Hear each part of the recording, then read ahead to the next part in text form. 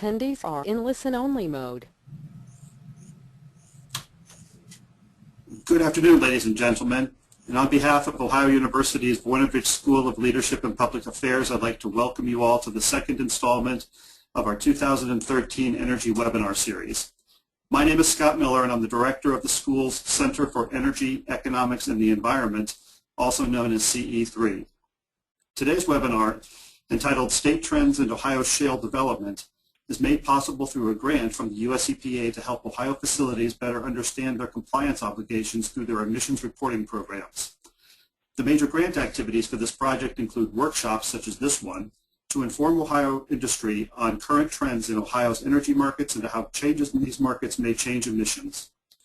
Also under the grant, Ohio University is going to be augmenting an emissions database that we've created for Ohio facilities.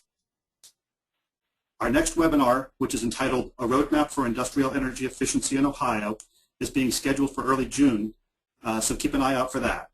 As always, our events and our project work, as well as a downloadable version of this webinar, can be found on our website, www.ohio.edu/CE3. The topic of today's webinar, Shale Energy in Ohio, is a hot topic in our state and an important one that affects industry, communities, and local governments. The Voinovich School has created some additional resources that I'd like to quickly draw your attention to.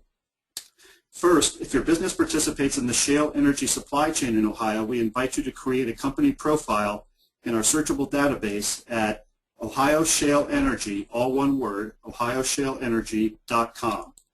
The database has currently over 1,200 companies and is serving as a statewide tool to connect manufacturers and suppliers to grow the industry within Ohio. Second, Ohio University is also hosting the second annual Southeast Ohio State of the Region Conference on June 4th here in Athens. This year's topic is Shale and Beyond, and one of our featured speakers is Earl Gall, who is the federal co-chair of the Appalachian Regional Commission. More information can be found on our website. Finally, we're very happy to acknowledge the University Clean Energy Alliance of Ohio and their Shale Energy Working Group with their leadership in statewide shale energy research and outreach.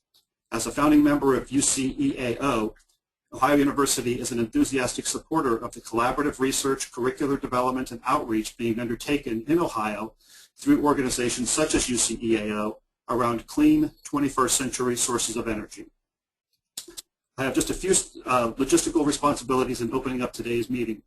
First, I want to extend my thanks to our strong panel of speakers. We hope that you enjoy the dialogue, and I feel sure that you will take something useful away from this meeting.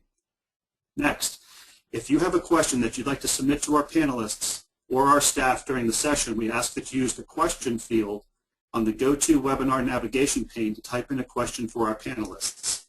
We'll try to get to as many questions as possible during our time together today.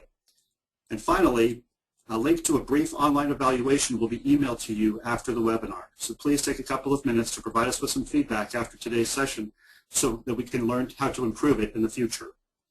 And with that, I believe I've covered all of my logistical bases, so it's now my pleasure to introduce our moderator for today's webinar, former Congressman Zach Space.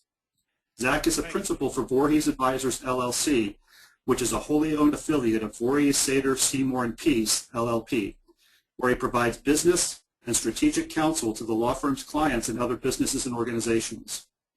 During Zach's tenure in the 18th Congressional District, Zach served on the House Committee on Energy and Commerce.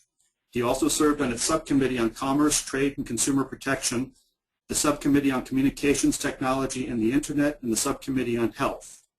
Zach's focus while he was in Congress was on growing manufacturing, technology development, in the energy sectors of southeastern and central Ohio economies.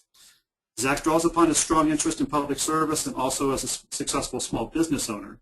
He received his Juris Doctorate from Ohio State University's Moritz College of Law. He received his Bachelor of Arts in Political Science from Kenyon College, where he was awarded an All-American honors while playing football for the Kenyon Lords. And with that, I'm going to step out of the way and turn this webinar over to Zach and our panelists. So Zach, please take it away. Hey, thanks, Scott, for the very kind introduction. And I'd like to thank all those who are participating in this very important webinar. Most counties within both the Utica and Marcellus shales in Ohio share a sad history of boom-to-bust economic cycles, where robust growth was followed by rapid decline. Industries associated with manufacturing, clay, iron ore, and coal have all come, prospered, and then declined. And in their wake, these declines have seen an increase in both joblessness and the numbers of working poor in our region. But now we have a sense that the oil and gas industry is much more than a transient phenomenon. The massive investments made by some of the world's biggest companies have assured the region 20 to 30 years of robust production and processing. The number of jobs created by the boom will easily number into the tens of thousands. Ancillary economic activities such as supply chains and services will provide a further jolt to the economy, and local governments will see climbing revenues from sales, income, and real estate taxes. And beyond the horizon, decades from now, the benefits of robust downstream development may ensure that the economic impact of the shale play is lasting and sustainable. As a region and as a state, we face many challenges in the coming years. These include infrastructural needs, housing demands, capital retention strategies, water resource allocation, environmental preservation, fulfillment of downstream potential, public safety, and education and workforce development, to name just a few, and that's quite a mouthful. Communities and companies in Ohio are seeing rapid growth around shale energy development, but many questions remain about the direction of regulations, taxes, environmental impacts, public health, business attraction and growth, workforce, and more. This webinar will consider the impact of the shale play in our communities, focusing on trends and regulations, taxes, environmental impacts, public health, business development, all those issues that I addressed above.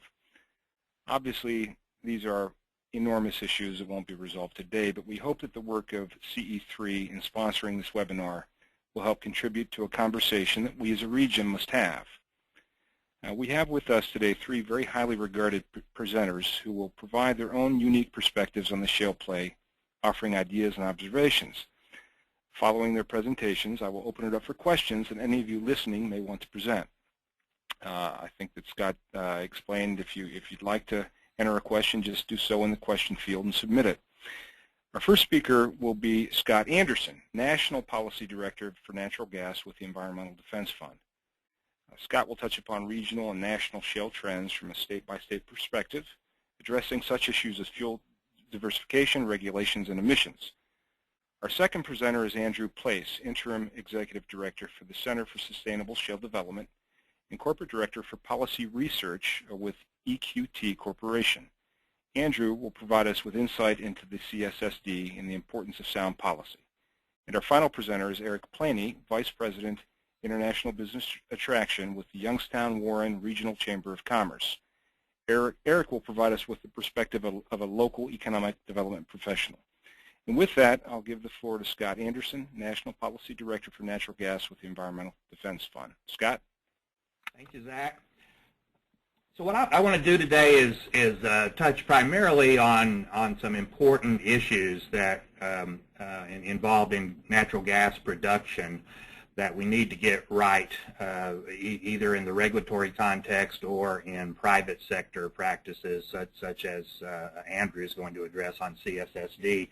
But before I do that, I want to say a little bit about the importance of this undertaking of getting gas production right. It's important in its own right because the public has genuine concerns that in many cases are well-founded. So it's something that needs to be done. But it's especially important to address these issues we're going to discuss because of the increasing role that natural gas is playing in the power sector. It's no real secret that gas is in the process of stealing a big march on coal as a source of electricity. This year, only 10% of new power generation capacity is expected to be from coal, down from 18% just a few years ago.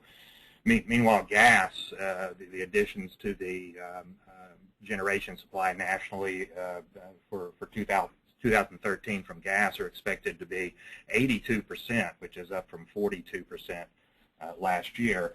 And the story is the same in Ohio. Projections are that over 1,600 megawatts of coal-fired capacity is going to go offline in Ohio by 2015. and I'm aware of at least one new gas plant on the drawing boards in Ohio and in Oregon, Ohio, that'll replace part of that with 800 megawatts in 2016. So that just kind of gives the context. Before diving into particular issues that Environmental Defense Fund sees as priorities, I'll make a few just general comments. One is that the work is never done. There's no such thing as either defining a single best practice that will be good for all time or getting the rules right in a way that they'll never need amending again.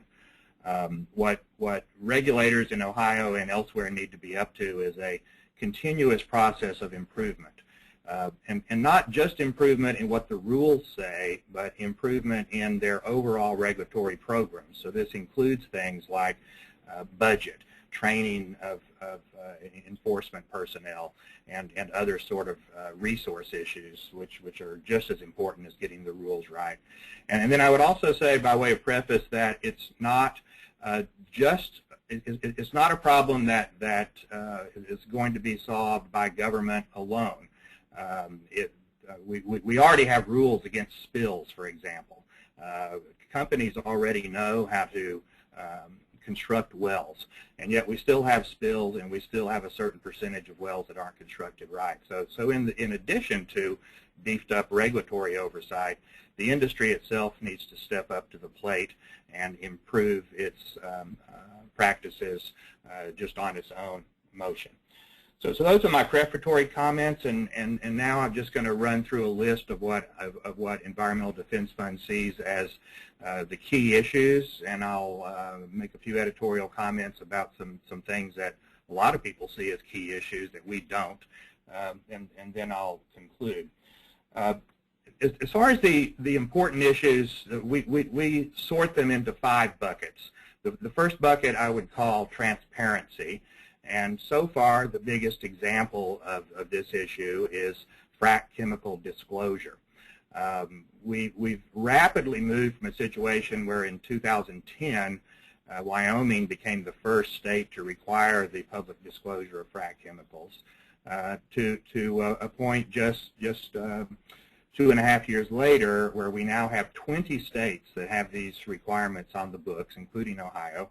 And with 6 other states actively in the process of developing rules for disclosure of these chemicals. And I think this is a great example, by the way, of how states, when they put their mind to it, can move incredibly faster than the federal government. Apologies to Congressman Space, but the fact that 20 states in about 2 years have adopted these policies shows just how quickly the states can act if they really beam in on something. So this bucket of transparency, though, as time goes on, will include, I think, all kinds of issues. Whatever it is that people want to know about. The big issue that I see taking shape at the moment to kind of be the next disclosure, the next frac chemical disclosure, would be better transparency regarding agency enforcement efforts. People want to know what becomes of complaints, what becomes of investigations, what becomes of alleged violations. So that's the first bucket, transparency. Second would be well integrity. As my friend Tom Stewart at Ohio Oil and Gas Association can tell you, what well integrity is mainly about is casing or the pipes, cement jobs, and pressure management. It's not so much about hydraulic fracturing, but those other things, cement, piping, pressure management, are extremely important. And although, as I said a few minutes ago, you'll never get the rules right in a way that will last for all time, I'd be remiss if I didn't say that in May of 2012, Ohio overhauled its well integrity regulations, and in our judgment, became the strongest regulations in the country, although I'm also expecting Texas to leapfrog back ahead of Ohio in a rulemaking that's probably going to be concluded this month Texas. So that's the second thing is well integrity, and to the extent that wells do cause groundwater pollution, it's the cement and it's the pipe, and people need to do a better job. Third bucket of issues is air issues, which I subdivide into sort of traditional toxic chemicals, and then on the one hand and on the other hand, fugitive methane emissions, which are a potent greenhouse gas. Fourth bucket of issues I would call water and waste management, and I'll say a little bit more about that when I close. I think that's arguably tied for first place as far as the importance of these various buckets. And then the fifth bucket is one that's probably of most concern to the citizen in the street, and that's community impacts. And here I'm talking about things like road damage, road congestion, safety risks to the public, noise, dirt, light pollution, drilling density, proximity to the schoolyard, and those sorts of things. So I'm not, of course, going to try to get into what we see as the solutions to these issues. I don't have time for that, but I just wanted to put them on the board as our view of what the main buckets and of issues are.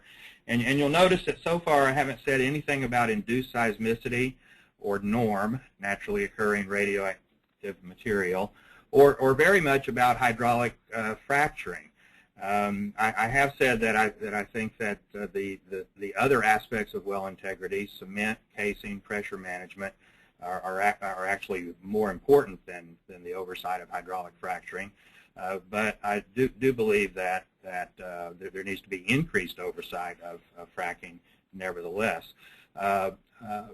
Seismicity also is a real issue, as those of you from Youngstown would know.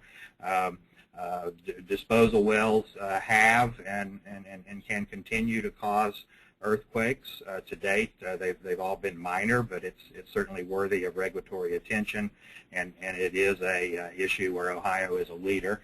And then naturally occurring radioactivity. It is an environmental issue. There are rules in place. Those rules undoubtedly need to be spruced up a bit in most places. But frankly, the environmental threats from extremely low-level NORM are not high on our list of priority issues. So in conclusion, I will say what we believe is perhaps the single biggest issue or issues, and then I'll be done. I think that in addition to the methane emission issues, which has to be tied for first place simply because climate change is such a dire threat. But if I had to pick one other issue to sort of tie for first place, it would be that we, the public and the regulators and the industry, don't yet have an adequate handle on what the risks are and what the appropriate risk controls are for novel technologies relating to the recycling, the reuse, and the disposal of waste. This, in fact, is an issue in Ohio at the moment, where authorities began permitting solidified material from produced water to be disposed of in Ohio landfills. That just began in November. Frankly, we have more questions than answers about that practice. So I guess in conclusion, I would just say one last thing, which is that another thing I haven't mentioned here is much about the federal government. The reason for that is that the solutions to most of the issues that we're talking about here, air is a notable exception, but for most of the other issues, it's primarily the state regulators and in some jurisdictions local regulators that have got the jurisdiction to deal with these things. That's all. Thanks. Thank you, Scott. And we're going to move on now to Andrew Place, who again is the Interim Executive Director for the Center for Sustainable Shale Development. And I misspoke earlier. He is EQT's Corporate Director for Energy and Environmental Policy. Andrew? All right, thank you very much. Appreciate the introduction, Zach. Thank you. And it's good to follow Scott. I think the work of the Center for Sustainable Shale Development, which EDF is a partner in, is a helpful example of much of what Scott was referencing about the iterative nature of regulation and standards, that they must be adaptive, accounting for additional understanding of risk, as well as the technology space and engineering space moves forward. On your screen, on my cover slide, I titled it Social License to Operate. This center is a partnership between environmental NGOs, philanthropy, and operators, E&P companies. And the effort is to certify or to standardize, operationalize best practice. There's a wealth of work that's being done within the industry, within the regulatory community, within the environmental community and academic community on these issues of practice. And what we came together 2 years ago to work on was difference in color than in definition, that taking practice and as operators saying this is what we are operating to, and we will have we will be audited, our operations across the basin will be audited to those standards to ensure that we are in fact walking the proverbial walk. We do see this as complementary, and I guess this is in line with Scott's comments that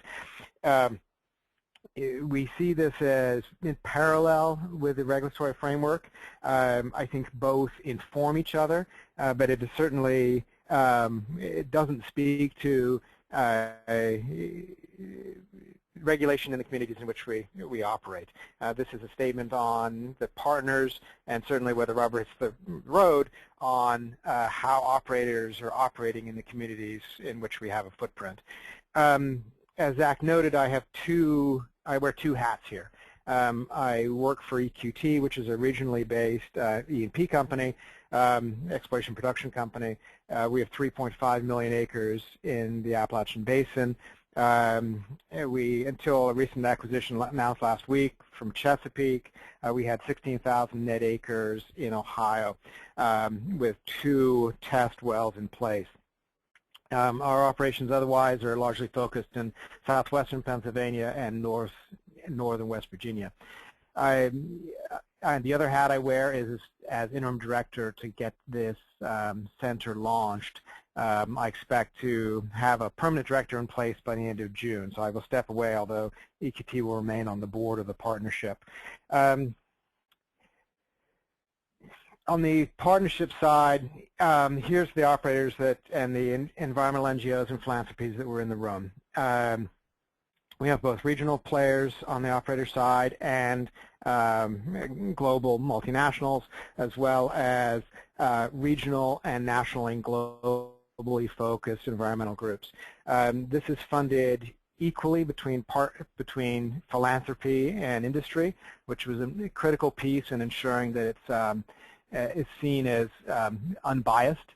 On our board of directors, another governance clause to ensure that this was not wholly owned by one side or the other. If you want to break us into tribes, which is not always helpful, but if you do think about the traditional ways to look at this, we have 4 industry seats, we have 4 environmental and philanthropy seats, and then we have 4 what I think of as non-aligned board members. Paul O'Neill, former Secretary of the Treasury, as well as former Chairman of DOCOA. Chrissy Todd Whitman, former Administrator of EPA, as well as Governor of New Jersey. Jane Long, retired from Lawrence Livermore National Labs. And Jared Cohen, President of Carnegie Mellon. The effort here is to ensure that this is always an effort to ensure common ground. As we move forward with further iterations of these standards, we always want to inhabit that, as Shale states, at the rational middle. And I think from 2 years of work, it's quite clear that we do share a common goal, common perception that, as Scott mentioned, important environmental benefits and certainly economic benefits to this resource, but it must be done safely. On thinking about the formational principles, I like to refer to the International Energy Agency's note about golden rules for a golden age of gas. That captures this duality, that it's an important resource, a critically important resource, certainly in this region, but also it must be done right, and you cannot have one without the other and be successful. We chose to put sustainable in the title of this center. Not because extractive industries are on their face sustainable. It's capturing the instinct that this industry is coming to a basin that has a baseline environmental footprint, has a baseline community and social fabric, and what happens over time. We're looking back from 2040 or 2050. Was this industry a net benefit, a net detriment, or no impact on the basin? The effort of developing standards here is to ensure that this overlay over the existing framework is in fact sustainable and not detrimental to the basin. The EIA captured in that first bullet, measure, disclose, and engage. And that is very much what we came to the table with 2 years ago. Additionally, what the U.S. Secretary of Energy's Advisory Board noted very similarly, continuous improvement, validated by measurement. And speaking of, they got to the source of these are regional. You need to think about these issues regionally. That there are geographic and geologic distinctions between basins, and if you're going to go down the route of a collaborative effort to think about best practice, think about standards, you need to think about it on the regional distinctions, the regional risks.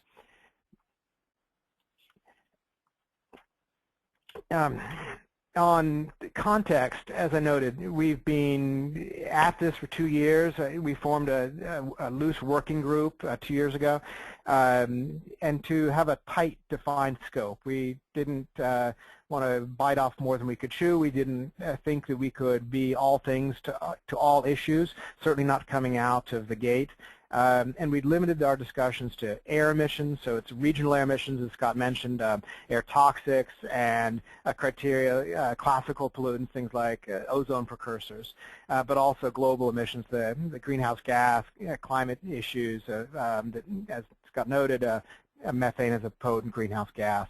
And then on the water side, water risks, groundwater and surface water risks.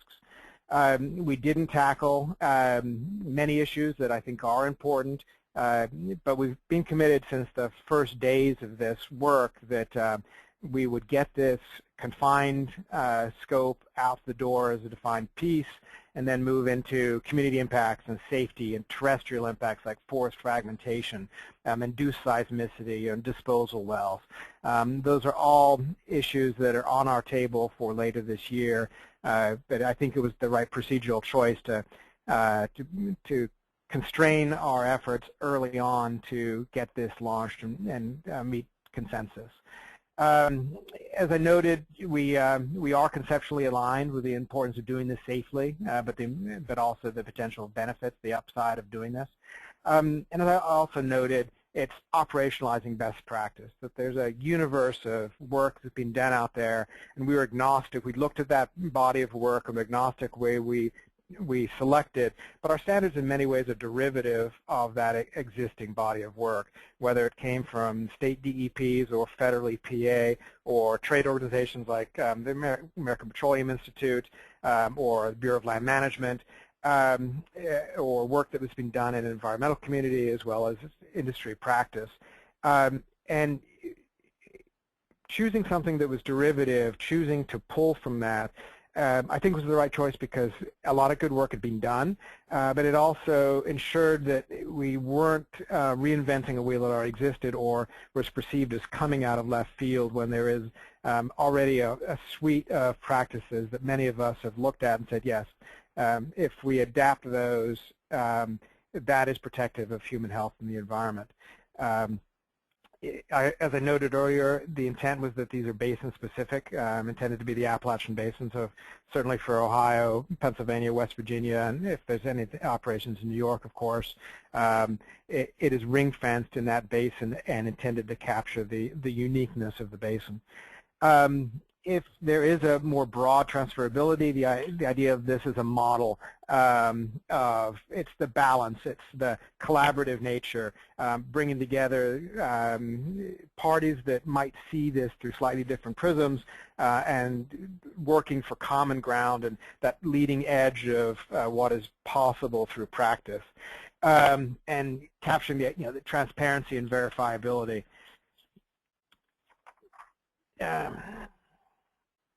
On the standards overview, I'll just briefly bring your attention to some of the groundwater and air issues we did tackle. First and foremost, zero discharge of wastewater. So nothing, there's no, the intent here is there's no pathway, direct pathway for water, wastewater ending up in ground or surface water.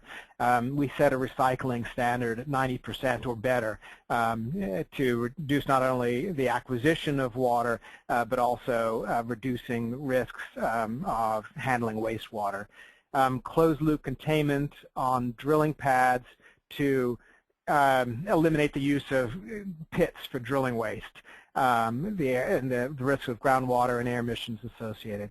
And then for centralized impoundments to be double-lined with leak detection to ensure that if there is a problem, you know instantaneously. The air review, sort of risk analysis, I think that's a critical piece here to look case by case or pad by pad.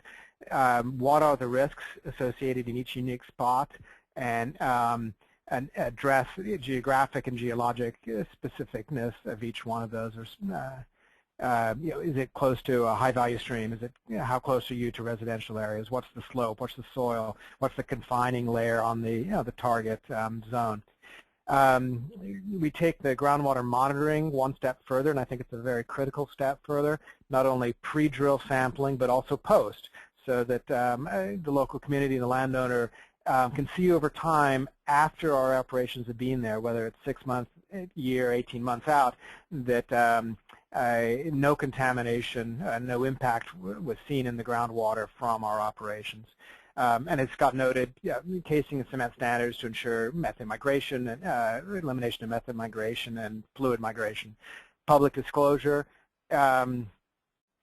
well pad design, lined pads, for example, and spill response, that and public notification that if a spill does occur off the pad, that local safety and health administrators are notified, as well as local landowners. On the air side, the removal of hydrocarbons from flowback water, so eliminating the air emissions that are potentially associated with impoundments. Green completions, so flareless completions, a virtual prohibition against flaring, except in step-out wells or exploratory wells that are in a new geographic strata. That's an important piece, not only from a greenhouse gas perspective, but also from a regional and local air emissions perspective.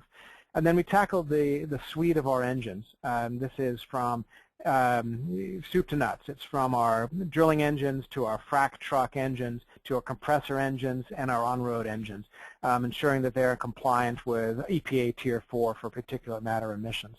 And another important piece for local communities, the control of air toxics from storage vessels, particularly in wet gas areas, as you're addressing in Ohio. You must have your tanks must control for volatile organic compounds, and it's backward-looking as well as forward-looking. It's not only accounting for our the new build that we're coming into the basin with, but our existing storage vessels, and I think that was an important uplift. That was also true of our compressor engines. That we're also backward-looking. In EQT, we're vertically integrated, so we have compressor engines on our pipelines, and those will be brought under this standard.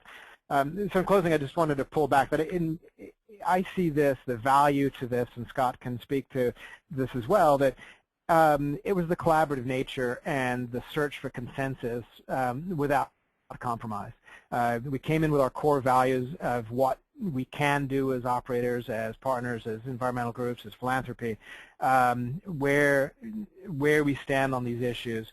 And we came out with a set of standards that we all agree is an important step. And again, pulling it back to Scott's point, that it's adaptive, it's iterative. We'll have version 2.0. We'll go back to these standards and tweak them as perceptions change, as technology changes, but we'll also adopt work on the issues that we've left on the table and are of critical value to these communities in which we're operating. So that, Zach, it's all yours.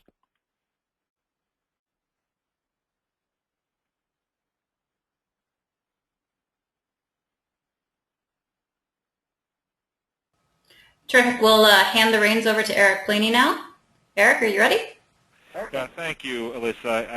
I have my phone on mute. Eric is Vice President, International Business Traction with the Youngstown Warren Regional Chamber, and we're delighted to have him present a perspective of a local economic development professional. Eric. Great. Thank you, Zach, and thank you to Ohio University for hosting us today. I very much like the order in which the presentations have gone, because I think we went from policy to an organization that straddles policy to practical, and I think my presentation will focus a little bit more on practical. Just to give you a little quick background, many people know Youngstown, Ohio for its proud history in the steel manufacturing days, and of course the 20-25 years of lamenting that we had after the decline of the steel industry, where we were a little bit economically lost in the woods. Beginning in the early part of the 2000s, we started changing our reputation for the positive, known for our neighborhood redevelopment programs, for our high technology incubation programs, for our, starting our return of high-tech manufacturing to the valley. And now what's happening is the shale industry and everything that the shale industry brings to it is bringing capital, investment, know-how, and knowledge back to this area in a very accelerated pace, and very happy about that. So that's a little bit of what I'll focus on. Eric, excuse me. Did you mean to show your slides? Yes. Can you not see them? Go ahead and hit the Show My Screen button for us. There we go. Can you see them now? It's coming up. Okay. So my apologies to all those who were. We were only on slide 1, anyways. It's taking a few minutes to load here, the image. Perhaps scroll back and forth and see if we can catch it. Okay, let me see if we can go up. Page up and down, maybe. Now, so it's okay. What I'll do is I'll just talk it through a little bit, and apologies if you cannot see the slides, but the first thing really was just really a map of Ohio and the Youngstown Warren area. And when you look at the Youngstown Warren area, initially we started finding out about the shale supply chain back in 2008. When V&M Star, which is a large manufacturer of steel tubes for the energy industry, came to us confidentially about a project in which they wanted to build a $650 million steel mill dedicated to the Marcellus and Utica shale play. And that really gave us the parameters to understand what this industry was all about, probably several years ahead of other areas in the region. And we acted on that very quickly. We did not know what potential Utica had, so at the time, our positioning was, if we don't have the oil and gas to be drilled under our feet, but we're next door to something great called Marcellus, then it is really up to us to work very closely to capitalize on the fact that we're a gateway city to the Marcellus shale play. And that's why we took it upon ourselves to really focus on the supply chain. And as Utica is getting developed out now, we really are having the benefit of both the supply, really 3 things: the supply chain, the processing facilities that are being built, especially as the Utica play is a little bit wetter than the Marcellus play in certain areas, and so the need to freeze, process, and move the different gases coming out of the ground is very important. And now we're really starting to see the drilling activity come up from, let's say, the Appalachia area in southeast Ohio up to the Mahoning Valley. Columbiana County, which is just south of Youngstown, seems to have robust drilling activity with Chesapeake. But if you go to north of us, where BP and Halcon Corporation in Trumbull County are being very active and with their test wells. So we could possibly be in the center of the activity. go a little bit more about why we're doing what we're doing. We want to take advantage of this industry. We want to utilize and integrate this industry into the local supply chain. We have been working with Scott Miller and the Ohio Shale Coalition on his database and making sure that our companies have the opportunity to integrate themselves appropriately and correctly into the industry. And that is something that we are working on. One of the reasons and one of the ways in which we did this was focusing on getting manufacturing companies that have been in the valley that have been selling in a host of industries to get them to be prepared to sell into the oil and gas industry. This past April, we had a gentleman from Houston, Texas come up to teach American Petroleum Institute Spec Q1 certification. API has a certification program that is very similar to the ISO 9000. We have a lot of companies here that are ISO certified because they're tied to the auto and aerospace and machine tool industry, and now we're extending that to the oil and gas industry. And by having local companies certified, that gives us the ability to integrate not just for selling into Utica and Marcellus plays, but this gives the opportunity to sell into the global shale supply chain. We all know that parts of North Dakota, South Dakota, Colorado, Wyoming, Texas, Oklahoma, and even states like Florida and California are looking at their shale opportunities. But let's not forget that we have opportunities going all the way from Argentina to Ukraine to Poland and even to China and India, where preliminary results are showing robust shale deposits. And the American energy industry, which is really a world leader in oil and gas exploration, could take advantage of that. So we've been working with local companies on not only getting them certified in API, but to start thinking about long-term strategies to export components made for that industry.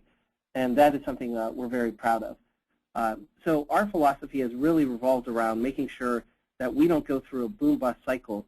Even though it looks like 20 to 30 years of oil and gas are underneath our feet at a minimum, we just want to make sure that our companies are in the ability in which they can capitalize not just on this play, but on the global plays. And that really will assist us down the road. Again, other companies that we've been working with, we can't, unfortunately, it looks like the PowerPoint's not pulling up, but I think we've had about, if I remember from the back of the envelope, about 25 large-scale investments taking place in the Mahoning Valley on shale supply chain. And in fact, while we're here about a mile away from here, right now as we speak, Governor Kasich is in town doing a ribbon cutting for Exterran Corporation, which is another Houston-based company. We've had about 15 to 17 Houston-based companies make their investment here in the Valley, and we're very proud of that. Our friends over in Pittsburgh, I think, are referred to as the Houston of the North, and we realize that they're long ahead of us, but it's possible that we could be the Oklahoma City or the Odessa of the North, of the Midwest.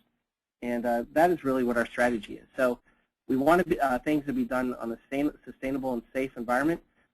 One of the other presenters alluded to, we've had a situation where Youngstown experienced some seismic activity. In fact, I think it was 11 seismic activities related to a injection well that was drilled improperly, and it looks like it was drilled right on the fault line.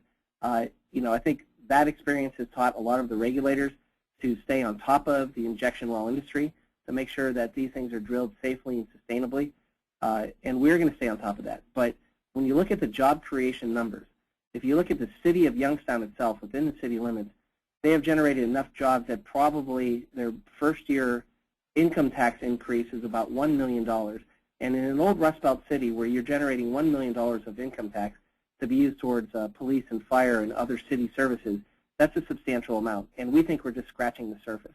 Our back of the envelope also shows we've had about $5 billion of investment in the Mahoning Valley, again, splitting that between supply chain, exploration, production, and the money that's injected into the economy from the landowners and what they've received, and then also the announcement of processing facilities. The joke around here in the Mahoning Valley is that we are not receiving just investments in the tens of millions anymore, but in the hundreds of millions. And there's a golden triangle that we pointed out about a year ago when you look at the V&M Star investment, which actually totaled $1.1 billion. When you look at the announcement of the Hanoverton/Kensington Access Midstream Processing Facility, which is $900 million, and if you look at the announced ethane cracker to be built on the Ohio River in Pennsylvania, all of those form a triangle about 40 miles apart from each other. And the Monaca facility, I think, is estimated to be about $2 billion when that is scheduled to go up. Those are significant amounts of dollars and investment that is going into our economy. So I do apologize. It seems like the slides are not working, but I'll be happy to answer any questions and through any follow-up. So thank you for your time. Thank you, Eric. And for those of you interested, by the way, Eric's presentation, if you should get a chance to look at it, it's very good. All of these slides will be made available through the website www.ohio.edu/CE3 in the Resource Center section. An email will be sent to all the attendees when it's posted, and you'll have access to that. All right, we've got a number of questions coming in online, and I want to encourage any of you listening, if you've got a question, to go ahead and enter one in the question field, and we'll try to get it answered. Andrew, we have a question for you from Tavis regarding groundwater protection standards that you referenced. Are these voluntary or mandatory for member organizations, and what is the end goal for these standards? Yeah, if I can address that, they are required for member organizations. It's a certification for 2 years, so you must come back. You must remain in compliance, but of course you must also come back every 2 years for further certification, which pulls in the iterative nature, the evolutionary nature of these standards. That the expectation is you would come back for a certification to a tightened standard or a standard that addresses more issues. Mm-hmm. Good. And another question, Andrew, has to do with whether universities, and you know, you may not feel comfortable answering this, but whether they're particularly local universities that may be able to use their engineering departments to develop new technologies regarding cement filters and processing, et cetera. Is there a way for local universities to play a role in research and development? Yeah, there very much is. It's a work in progress on how formal or informal that collaborative will be. But certainly after our launch, if you're looking at sort of 6 layers of stakeholders that have engaged with us, and from the regulatory community to the academic community to trade organizations and environmental groups, other philanthropies, that there must be a robust back and forth and communication between them. And I was in both Columbus last week and I was in Harrisburg yesterday, having a very similar conversation about how does the regulatory community have a dialogue with CSSD, and equally that sense of I was formerly at Carnegie Mellon, University of Pittsburgh here regionally, and there's a host of areas where we both gain by having that collaborative. We need to see what's out there in the forward-looking edge of the academic scene, and I think the academic community benefits by our transparency, our sharing of data, and what we are doing in the field at pushing sort of the bleeding edge of best practice. Okay, thank you. Scott, I have a question for you. Do you see a significant difference at all in terms of the challenges associated with production, capturing, exploring, capturing, processing the wet gases of the Utica versus the dry gas of the Marcellus? And are you at all concerned about some of the downstream potential associated with the Utica Shale and the wet gas of the Utica, particularly the development or potential development of the petrochemical, plastics, and resins businesses? Yeah, so certainly the wet gas plays are more complicated than dry gas plays, and also from a air quality viewpoint, the emissions of the non-methane contaminants are much higher in wet gas areas than in dry gas areas, and so to that degree, yes, we do have more environmental concern about wet gas development, and then as far as the downstream impacts, I'm not quite sure I understand the question, but certainly it's a good point that natural gas liquids in particular are used for all kinds of things in the economy. And you know, gas is not just used for energy and for space heating. It's also what drives the chemical industry. So I guess if the question is the really broad one, do I have concern about chemicals? Then the answer is yes, of course. But we really haven't factored that into our thinking about environmental controls on gas. We're more focused on the production phase, except for methane emissions, where we are focusing on the entire life cycle for gas. So that's not to say that there aren't other issues that are outside of the scope of our work, but that's just the scope of our work. Well, along those lines, one of our listeners has a question, and perhaps, Scott, you're comfortable answering this. Is anyone willing to consider that upstream and midstream methane leaching or leakage is a chronic problem complicated by long laterals? I was about to say absolutely I agree, but I'm stumbling over the complicated by long laterals piece, but so I think I'll just ignore that piece because I'm not following it. But yeah, methane leakage throughout the supply chain is a very significant issue. Environmental Defense Fund is on the verge of, in cooperation with some industry partners, we're on the verge of seeing a peer-reviewed paper emerge from some research that we've been doing in the upstream sector to try to get the best data to date on what the actual methane emissions are, and we're in the process of working on similar large studies in all the other sectors of the gas supply chain.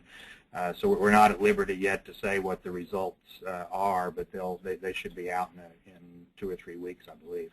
And do you have, Scott, while I have on this question, I guess it's certainly related, do you have thoughts regarding the recent release of numbers on behalf of the EPA that would seem to indicate that the total methane emission from the operation and production side is considerably lower than what had first been at least thought by the EPA? Yeah, so a big reason that we undertook this multi-million-dollar study that we're in the middle of is that we frankly didn't see any sound basis for believing those EPA estimates, and so again, I'll just have to say let's wait a few weeks to see how their revised estimate tags up with the estimate that we're about to come up with. Sorry, can I jump in on that one? Of course. This is Andrew. Yeah, I'd make a couple of points that, to Scott's point, that data is really critical. We don't have the data we need to yet, and EDF's work in collaboration with industry is going to be a critical piece in moving us towards a space where we do understand those emissions. But additionally, that we are layering on new infrastructure on top of an existing network, and they don't, by and large, communicate. And you've got to be able to disaggregate historic legacy leakage from what's being built today. If you say we're connecting wells to a power plant, that leakage rate is going to be distinct from the historic background leakage rates, and that's an important distinction that we need to think through. And then additionally, as we noted, methane is a potent greenhouse gas. We need to do everything we can to keep it at the absolute minimum, and technology exists to address that. It's a question of capital intensity from the industry. It's a question of the regulatory framework, and for us to adopt those technologies, that not to focus on CSSD, but that was the point on having a flareless completion standard. You've got to apply the technology that exists today to ensure that that methane is leaking at the absolute minimum. Great. I've got a question for Eric, kind of a local perspective question. There's been a lot of suggestion that the industry has increased congestion on the roads and has placed considerable pressure on housing markets within these regions that are within the shale. Eric, has the Youngstown Warren Chamber or the community in the Mahoning Valley taken steps to address some of these challenges and the stress that the industry is placing on these local communities? Great question, and we're a little bit different than some of the other communities in, say, Carroll County, and in the fact that because we were such a large industrial city at one point, or a larger industrial city, that we have a lot of the infrastructure already to absorb this industry. So if you look at around the Youngstown Warren area, our access to highways and 4-lane state routes is probably a little bit more predominant than in other parts of Ohio or Southwest PA or West Virginia. So from a congestion standpoint, we have not had the problems that other areas have had, which is good. And the same could be said from kind of the hotel, motel, and living standard standpoint. You know, I drive past a cluster of hotels on the north side of Youngstown every day, and I look and I see a lot of like the dirty white pickup trucks with the people staying there. And I know that occupancy rates are much higher. And I also know that the home values have increased slightly. They were increasing slightly before the shale boom. We never had the boom that led to the bust in the housing sector. So we've had nice sustainable growth. So do we worry about this in a couple of years? It's a possibility. But at the same time, we don't want to overbuild. We don't want to see 15 new hotels to be built just to satiate maybe demand for the next several years unless we feel it's truly sustainable. And I think we're in a good position like that. But it's something that people have to be cognizant about. Thank So you. let me jump in with a quick little warning about the significance of road impacts. And right now I'm not so much talking about safety and congestion, although those are important, but just the simple economic impact of road damage in Texas. The damage to roads from oil field activity is measured in the billions of dollars a year. So I just wanted to lay that out there. And that was, yeah, and Scott? this is Eric again. I'll just say really quick to that. One good thing about being in Ohio is we've really learned from seeing Marcellus develop in Pennsylvania. And I think the state has been rather proactive, in especially ODOT, in developing a RUMA, road use maintenance agreement, that is a standard template for all county engineering officials to use to negotiate with the oil and gas industry. And is it perfect? Probably not. But at the same time, it seems like it's helping us stay ahead of addressing those problems. And I have not heard too many situations yet, but again, the drilling is rather just beginning to take place in our area. Okay.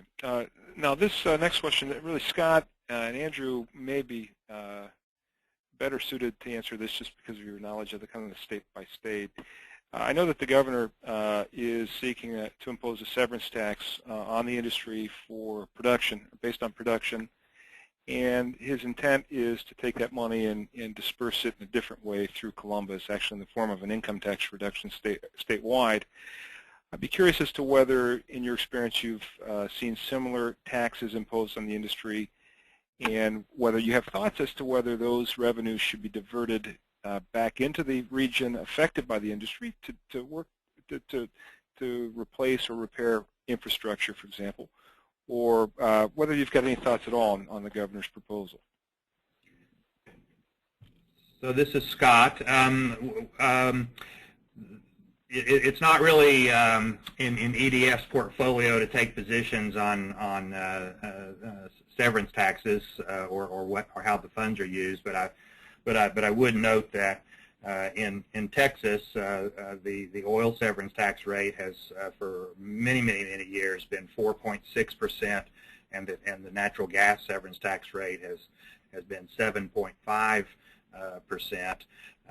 And a lot of the major oil and gas producing states have severance taxes in that ballpark.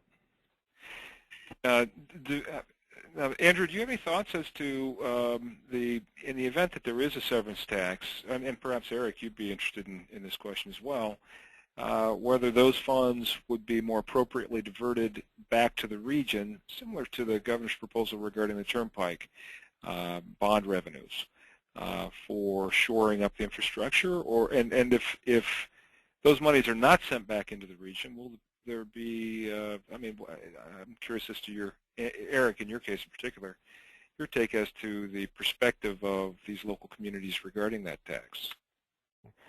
Well, if I could speak at least 30,000 feet, that in Pennsylvania we have an impact fee that does steer funds back towards the local community by and large to account for that the impacts are disproportionately felt locally. But that said, there does need, I think it's helpful to have a more generalized distribution as well, not to benefit consumers throughout in Pennsylvania's case, the Commonwealth, or in Ohio's in the case, the state. And I think I work on these issues inside EQT. If I'm wearing my EQT hat for a second, I look at the value of the natural gas, and I'm turning the question around a little bit, and I hope you don't mind. But no. I see the social value of modest price of energy, and of course it's a double-edged sword. We cannot, and get back to what I was saying earlier about for the International Energy Agency, golden age and golden rules, that you must address the safety issues, you must address the environmental impacts, but we shouldn't understate the potential benefits or the real benefits we're already seeing on the ground of modest prices of energy. And yes, it's a fossil fuel, but let's do it right. We have to ensure it's done right. But my concern, and I live in a county with modest economic growth at best in southwestern PA, and they've struggled for job creation. And it's not just the direct jobs, it's the indirect impacts that all of us are benefiting in more moderate prices for fuel. And for our residents who live on the margin, it can be the changer between poverty and not poverty. And that's often what I think about, certainly when I drive home. It's not only the roustabout jobs, but it's the benefit that moderate prices of energy bring. So yes, let's focus on severance tax and let's focus on local and regional impacts, but let's also capture more holistically the full range of what this is, both benefits and impacts. And yeah, this is Eric, and I'm just going to opine very quickly. Andrew, I think, spoke very eloquently about what he just said about the balance between the local needs and also the state in general. And I do agree. There's two ways to look at downstream activity. One is kind of direct downstream, which is, are we going to see petrochemical industry develop here because of our proximity to feedstock? But the other, what we're seeing here more in the Mahoning Valley, or starting to get from an interest standpoint, is the low cost of energy and what impact that'll have on bringing manufacturing back to Ohio and the United States. And that is where we're starting to just get some phone calls and inquiries of interest. A month ago, an Austrian steel company said that they're going to close their processing facility or their steel facility in Turkey and move it to either Canada or the United States because they would be paying 1/3 of the energy costs. And I think we're going to start to see a little bit more of that. And that's where the local economies will benefit. As I mentioned, within the city limits of Youngstown, I need two hands to count about the number of manufacturing companies that have opened up directly related to the oil and gas industry. And we're going to see more of that. So the local economies are already benefiting when you implement a strategy that is, trying to find a way in which you can benefit the local economy. Great. I have a question for Andrew from Paul. It reads, for CSSD, I understand there is a certification required to demonstrate compliance with the standards. Can you describe the certification process and if it entails visiting well sites or if it's more of a records review in the office? Yeah, and the certification is, initially you can do a la carte, but ultimately you can't. We broke it into ground and surface water, topic area, and air emissions and climate emissions. We are all as operators, and it's an important piece that I didn't reference earlier, is that we're not codifying business as usual. We're codifying the glide path of where we aspire as operators to operate. There is a time horizon built into this certification that over 6 months, a year, 18 months, that we will all be capable of being compliant with all 15 standards in all 3 topic areas. But it's not a question of our philosophical commitment, it's a question of our often an artifact of our acreage position. For example, on the green completion side, on flareless completions, you must have a pipe nearby. And some operators are further away from pipe than others and are on a longer glide path to reach complete compliance with green completions. So we built in this a la carte nature in the original certification to allow for that variability between operators moving forward. But once you start down the path of certification in 1 or 2 of those topic areas, you must come forward for full certification, all standards, within a 2-year period. And I think it's clearly important that operators are compliant with the full suite, not just a subset in the near future. As far as the audit itself, it's to be done by an outside auditor. A CSSD will have a suite of auditors that we have certified to have the horsepower in-house, the technical skill, the experience in the oil and gas space to do an audit. And the operator will essentially have a bilateral arrangement with that auditor to go over their books and their operations to ensure they're in compliance. It's by and large a desk audit, but some field auditing is expected. We are putting the final ribbon on what this protocol looks like. We expect to finish that at a meeting on the 15th of May. But much of the data that underpins this, if you think about greenhouse gas emissions or criteria air emissions, we are reporting in one venue or another already. So we're building on the data that we're already providing to regulators, and it's part of our ongoing regulatory requirements. So a desk review does get to it. For example, that our engines for our truck engines are compliant with the EPA requirements, that our drilling rig engines are compliant. That's a manufacturer's spec on which we purchased, ensuring that your impoundments are designed to be double-lined with leak detection. That's an engineering drawing.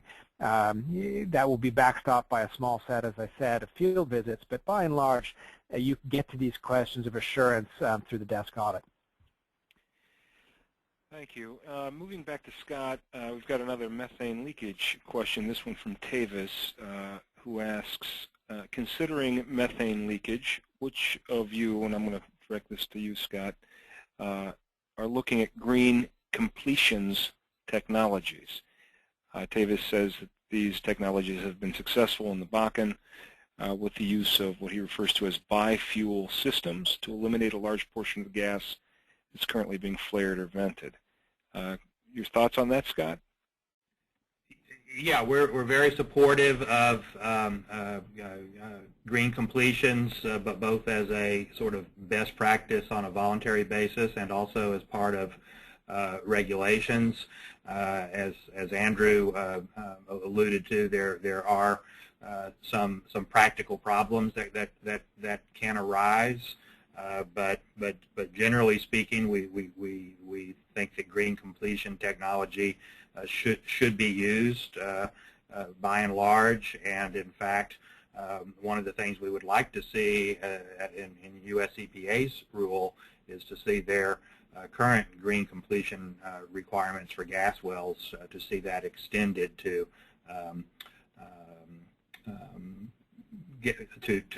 gas from oil wells.